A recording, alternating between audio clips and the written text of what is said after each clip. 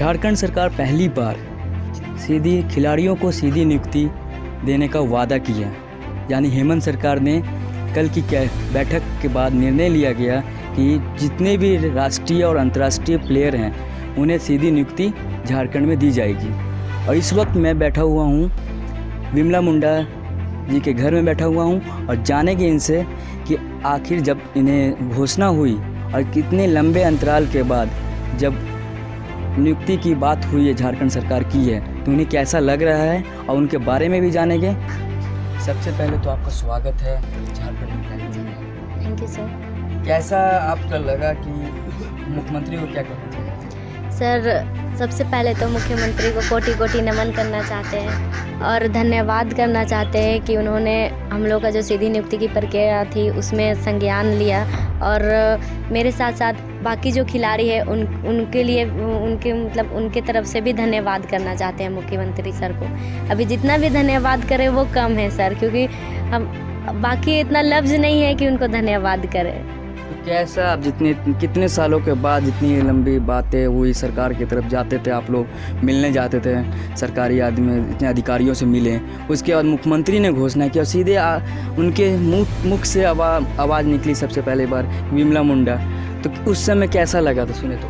Sir पहले एक मतलब होता है कि एक खिलाड़ी का गौरव, अगर कभी मतलब लाइफ में ऐसे नहीं हुआ था कि ऐसा कभी टाइम आएगा, क्योंकि इतना परिस्थिति के मतलब आने के बाद हम लोग बहुत कोशिश किए लेकिन सीएम सर से मिलने का, लेकिन ऐसा नहीं हुआ कि 33 खिलाड़ी के साथ साथ मेरा भी नाम आया और उसमें सर मेरा नाम लिए। उस टाइम मतलब इतनी खुशी महसूस हुई कि मतलब मेरे आंखों में आंसू आ गए सर, कि सर मेरे लिए इतना ये कर रहे हैं। मेरे साथ साथ बाकी जो खिलाड़ी है उनके लिए भी उन्होंने घोषणा की और जो आने वाली खिलाड़ी है उनके भविष्य के बारे में भी एक नई खेल नीति बनाई। इसके लिए बहुत बहुत धन्यवाद करते हैं सर। बहुत सारे यहाँ पे दिखाने की कोशिश करेगा, आप आगे आपने शुरू किया है कि आगे आएँ और दिखाएं कि बहुत सारे मेडल हैं, सर्टिफिकेट हैं, नेशनल मेडल जितने भी कराटे के हैं। ये Akshay Kumar 4th invitational international kudo championship, इसमें भी ये गोल्ड मेडल जीते थे।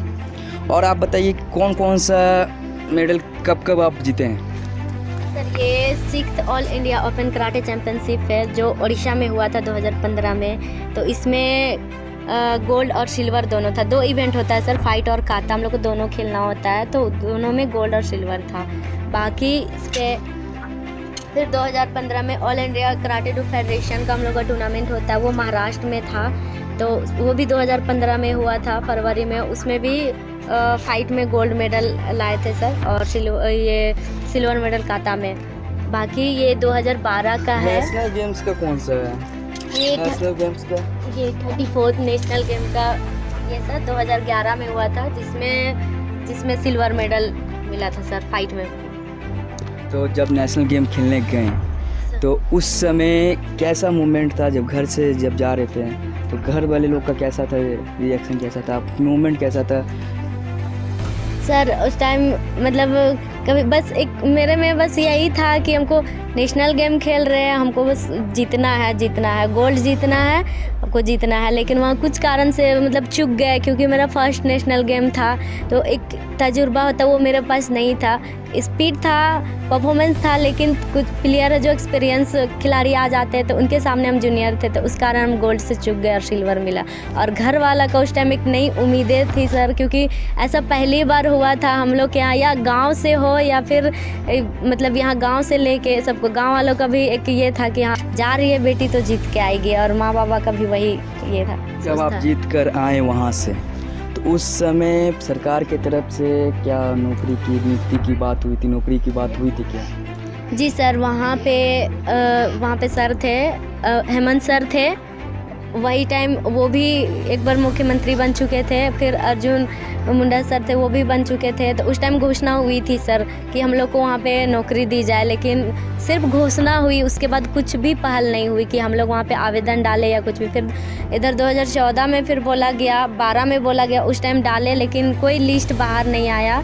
हम लोग वहाँ गए भी कि हम लोग का नियुक्ति हो रही है कि नहीं हो रही, लेकिन कुछ आगे नहीं हुआ सर। बीच में आपकी जब हालत ख़राब हो गई थी, घर की स्थिति जब ख़राब चल रही थी, तो उस समय कैसा था आपका कि सरकार कोई सहायता करने कोई भी आया कि? जी सर, बीच में जैसे हालत ख़राब हुई, घर की स्थिति ख़राब हुई, तो एक बार लगा कि हाँ सहायता लेनी चाहिए, लेकिन फिर ये तो फिर मेरी मजबूरी और गरीबी हो जाएगी, लेकिन मेरा काबिलियत पे नहीं मिलेगा सर। लेकिन हमको चाहिए था कि मेरा काबिलियत पे सरकार मेरे ध्यान दे।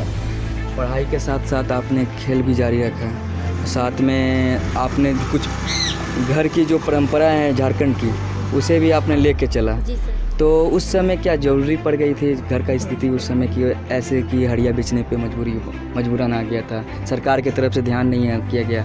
जी सर, सरकार की तरफ से ध्यान नहीं दिया गया था और ज़रूरी भी पड़ा था, क्योंकि माँ मजदूरी का काम करने जाती थी, लेकिन बीच में तबीयत ख़राब हुआ तो फिर वो उस तरह का काम नहीं कर पा रही थी, तो फिर घर में ही अपना जो हड़िया है उनको फिर उठाने लगे, फिर उनके साथ साथ हम भी करने लगे और फिर जो अपना खेती बाड़ी है वो फिर करने लगे। अब कैसा लग रहा है जब आप सरकार आप सीधी नियुक्ति दे रही है, 1 महीने के बाद आप लोगों को नौकरी मिल जाएगी, तो क्या घर के लोग कैसे खुश हैं कि वो?